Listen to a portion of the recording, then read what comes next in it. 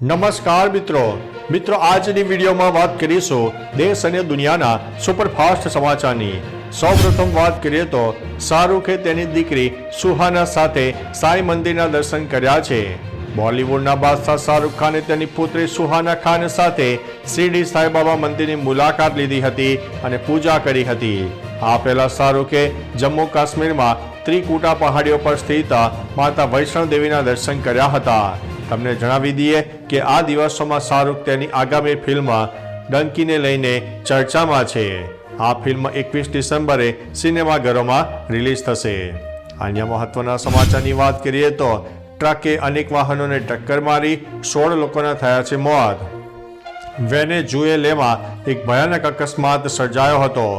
આ અકસ્માતના બનાવમાં 17 વાહનો એકબીજા સાથે અથડાતા 16 લોકોના મોત થયા છે। પ્રાપ્ત થતી માહિતી મુજબ બુધવારે વેનેઝુએલામાં એક હાઈવે પર એક ટ્રકે અનેક વાહનોને જોરદાર ટક્કર મારી હતી, જે બાદ આ અકસ્માતમાં એક બસ અને અનેક કાર સહિત કુલ 17 વાહનો એકબીજા સાથે ધડાકાભેર અથડાયા હતા અને ભયંકર આગ લાગી હતી અને આ બનાવમાં 16 લોકોના મોત થયા છે।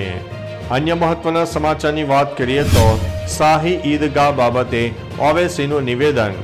અલ્હાબાદ હાઈકોર્ટે મથુરામાં શ્રી કૃષ્ણ જન્મભૂમિ મંદિરની બાજુમાં આવેલા શાહી ઈદગાહ સંકુલના સર્વેને મંજૂરી આપી છે। એમ્સના વડા ઓવૈસીએ આ અંગે નિવેદન આપ્યું છે।